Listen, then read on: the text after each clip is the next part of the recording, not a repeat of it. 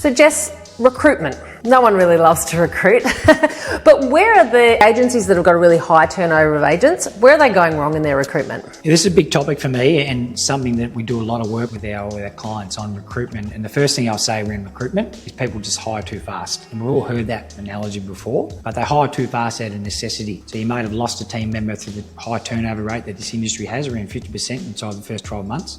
So all of a sudden we want someone new. We make the mistake of sitting down and we have a good gut feel and we're sitting across the table from someone and they tell us that they're going to be this great and they're going to do this for our business, and we think, well, we're going to hire this person, only to find out 3 or 4 months later that they don't have all that energy that they had in the interview and they don't have all that tenacity, and they start to have inconsistencies of a lot of things. And I talk a lot of clients in a framework we have called 18 months of success, which we'll talk a bit about today. Inside the recruitment part, it's slowing it down, and for me it's creating what I call a 2-step interview process. Firstly, it's asking the prospects to go away and do what's called a commitment test to find out whether they want a career, not just a job. There's a big piece in that. And the third part is about the candidates being profile tested to find out about the person, what their makeup is and what their energy will be like. And we take a lot of our clients through those profile tests and we match it against what's called a benchmark assessment.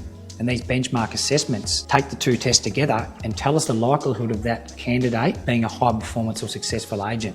And when you think about that, it takes away the need then for that leader to feel like they've got to micromanage and hold that person's new hand when they start, because you've been through all that in the recruitment part before they even commence.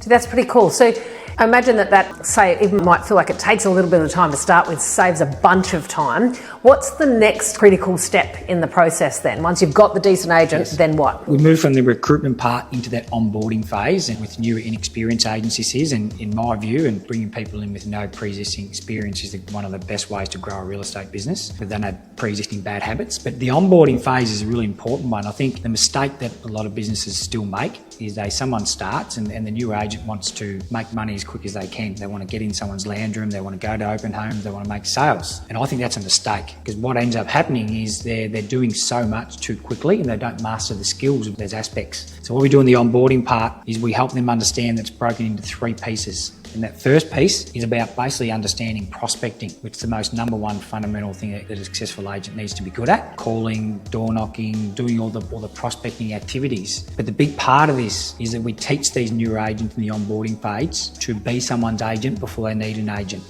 And I always say to a new agent who wants advice off me is that the longer I can keep you away from a listing, the better your career will be long term, because we're helping them be someone's agent where they're not actually asking for the listing, they're nurturing and building relationships and knowing that one day, if they build enough of those, they'll turn into listings.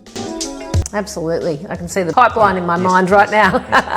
So tell me about after we've recruited, we've onboarded successfully, what happens then? What does the first few years look like for this person? Yes, as I said at the start, we have this program called 18 months of success, and many of our clients have had remarkable results by using this program, and I talked about the prospecting part of it. So the second piece is about understanding buyer and vendor management effectively, how to talk to buyers, how to get feedback, how to present it to owners, especially when we're softening or changing markets, which most of the country's been through in the past few years. And you've got to learn the art of, if you've got someone who's on the market for sale and the market might not be quite where they want to be on price, you've got to be able to teach our young people how to deliver sometimes that bad news to our clients, which is not easy. So we do a lot of work in that piece. And then when they've mastered that, we then take them into the listing part of sitting in people's lounge rooms and learning that skill and the art of pitching for the business. So it's that first, second and third pieces linked together. So we do part 1, then part 2 is on top of part 1, and then part 3 goes together, and they'll link together. And what ultimately happens is by around the 18-month mark, the destination is that person can then be a fully fledged salesperson rather than just getting a phone and a desk and say, there you go.